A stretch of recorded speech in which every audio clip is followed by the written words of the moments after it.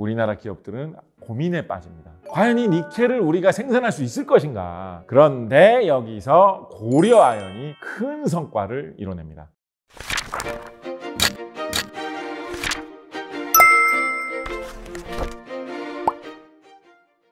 안녕하세요. 고려아연과 함께 재밌는 이야기만 채굴해 알려드리는 고려아연 입문 가이드 곽재식입니다. 앞으로 다양한 상식 이야기, 금속 이야기를 들려드릴 텐데요. 어떤 이야기가 기다리고 있을지 많은 관심 부탁드립니다. 자, 그럼 KG 인문학 대망의 1화 지금 시작합니다.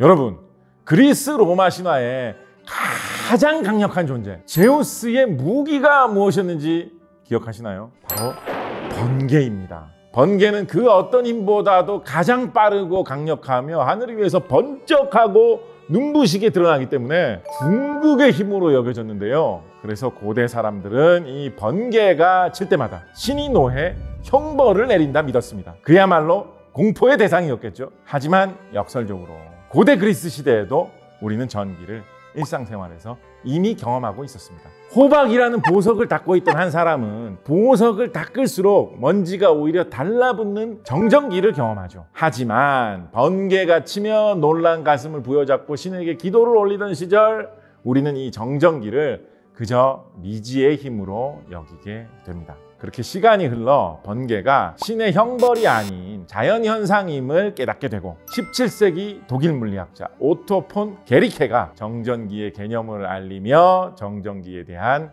발전이 시작됩니다. 이동하지 않고 고여있는 전기, 정전기라는 개념을 본격적으로 사용하게 된 것이죠. 그러나 우리 인류는 또 궁금증이 생깁니다. 전기는 이동할 수 없는 에너지인가? 전기를 갖고 다닐 수는 없을까? 1790년대쯤 우리와 같은 궁금증을 가진 과학자 알렉산드로 볼타가 실험 하나를 해봅니다. 이때 우리가 알고 있는 금속, 아연과 구리가 사용되는데요. 동전 모양의 구리 원반을 혀의 한쪽 면에, 아연 원반을 다른 한쪽 면에 대죠. 그리고 두 원반을 동시에 손으로 건드리니 혀의 찌릿한 느낌이 느껴집니다. 여기서 착안해 실험을 이어갑니다. 구리와 아연판을 순차적으로 쌓고 사이사이에 묽은 황산을 적신 천조각을 끼워서 넣는데요. 그러자 무엇이 생겼을까요?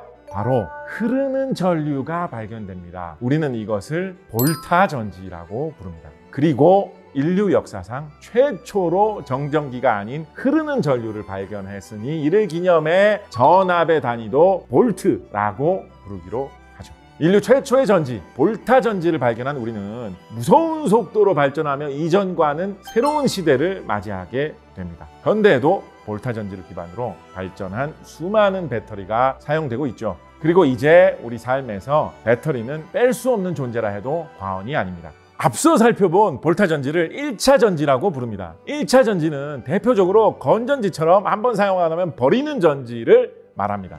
그리고 세계 최초의 2차 전지는 볼타 전지가 발명되고 59년 후에 프랑스 물리학자에 의해 발명되는데요. 1차 전지에서는 우리가 기초금속이라고 부르는 아연과 구리가 사용되었고 2차 전지는 구리와 아연보다 비교적 뒤늦게 사용된 니켈과 리튬이 사용됐습니다. 여기서 재미있는 사실은 인류의 문명은 생각보다 금속 간의 유기적인 관계에 의해 새롭게 탄생하고 한 단계 더 발전한다는 것입니다. 대표적으로 2차 전지에 사용되는 니켈.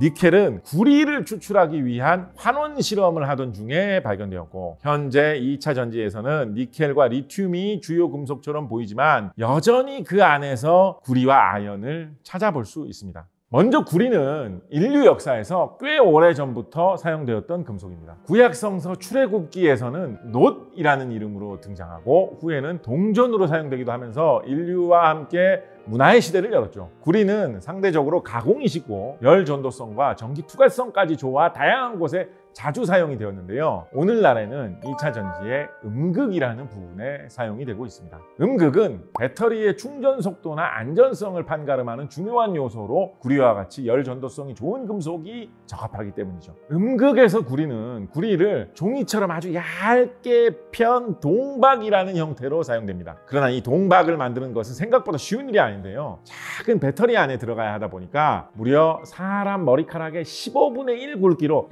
얇게 펴져야 합니다. 근데 또 절대 휘어지면 안 된다는 까다로운 조건이 있죠. 하지만 신기한 점은 우리나라가 동박 생산을 꽤 잘한다는 점입니다. 특히 고려 아연이 선도적인 모습을 보여주고 있는데요. 아무래도 오랜 시간 재련을 해왔으니까 얇게 펴는 것은 물론이고 그 과정까지 친환경적으로 이루어져 있다고 하더라고요. 한편 구리와 함께 1차 전지의 주요 금속으로 사용되었던 아연은 어떨까요? 아연은 산업 사용량 기준으로는 철, 알루미늄, 구리에 이어 네 번째로 중요한 금속입니다. 대표적으로는 철을 보호하기 위해 아연을 도금 재료로 사용하고 있죠. 특히 아연은 수소보다 이온화 경향이 크고 산에 녹기 때문에 앞서 소개한 1차 전지의 시초, 볼타 전지와 같은 곳에도 사용이 됩니다. 그러나 현재 2차 전지라고 불리는 배터리에서는 사용되고 있지 않은데요. 아연은 산화되고 나면 다시 금속 아연으로 환원되지 않아서 충전이 되지 않기 때문이죠. 그럼 2차 전지와 아연은 어떤 상관관계가 있는 걸까요? 어쩌면 이 상관관계는 우리나라에 한정된 이야기일 수도 있겠습니다. 현재 2차 전지에는 니켈이라는 금속이 활용이 되는데, 니켈은 양극재 핵심 소재이다 보니 해당 금속에 대한 주도권이 굉장히 중요합니다. 그러나 니켈은 우리나라에서는 찾아보기 어려운 금속으로 보통 인도네시아나 러시아와 같은 해외 국가에 매립되어 있습니다. 이런 특징 때문에 우리나라 기업들은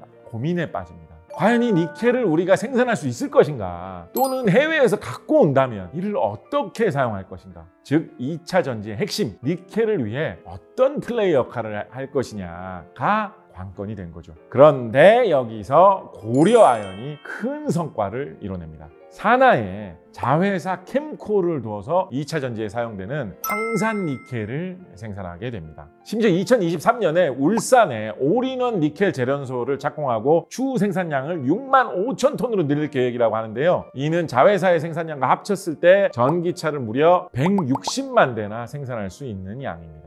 회사 이름에 있는 아연을 기반으로 성장해 이제는 새로운 동력으로 뜬 금속까지 생산해내니 이게 놀라운 일이 아닐 수가 없겠죠.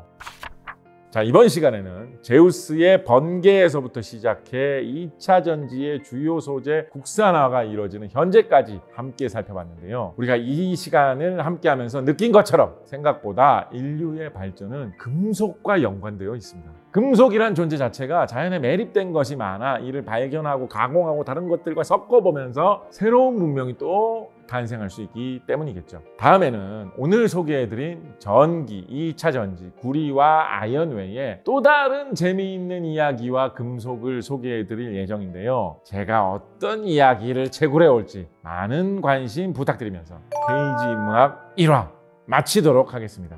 그럼 다음에 만나요. 안녕!